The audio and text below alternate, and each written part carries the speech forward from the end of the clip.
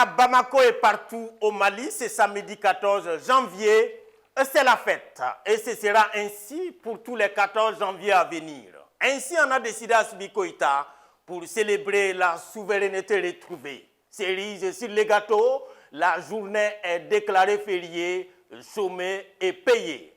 C'est pas belle la vie, c'est maintenant connu. Les Maliens sont invités par la junte au pouvoir à vivre de souveraineté et d'eau fraîche. Encore faut-il que ce soit digeste, car de la souveraineté au petit déjeuner, au déjeuner et au dîner, ce n'est pas du tout évident, bien que préparé par le cordon bleu Assimi Goïta.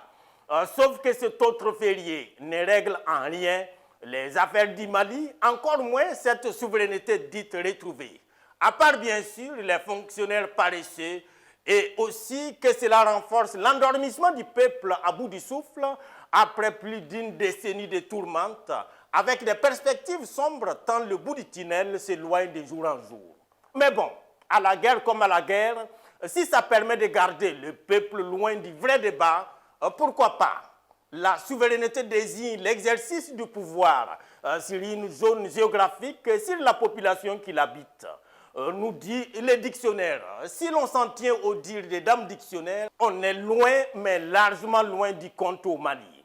Avec un pays aux trois quarts tombé ou en passe de l'être dans les girons des djihadistes, la manifestation d'une quelconque souveraineté, si souveraineté bien sûr il y a, c'est moins des jours fériés commémoratifs, mais bien se mettre au charbon, cette fois pas à la télévision nationale, mais dans les coins et les coins de plus d'un million de kilomètres carrés pour récupérer l'espace territorial perdu. Même si c'est des affaires, selon Choguel Kokala Maïga.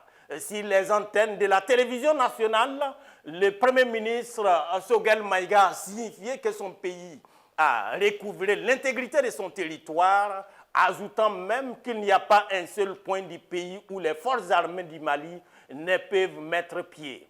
Une déclaration que bon nombre de Maliens mettent sur le coup de la maladie liée au récent accident vasculaire cérébral du tonitruant Choguel Maïga. C'est dire que très peu de personnes, même les moins lucides, croient à cette affirmation. Instaurer un jour férié en mémoire aux sanctions de la CEDEAO, puisque c'est la raison avancée, c'est tout simplement hilarant. Quand on n'est pas d'accord, on dit non est le titre d'une des œuvres d'Amadou Kourouma. Je dirais quand on n'est pas d'accord, on quitte. À quoi sert de s'infliger un jour férié qui te coûtera de surcroît des milliards? Quitter la CEDEAO tout court.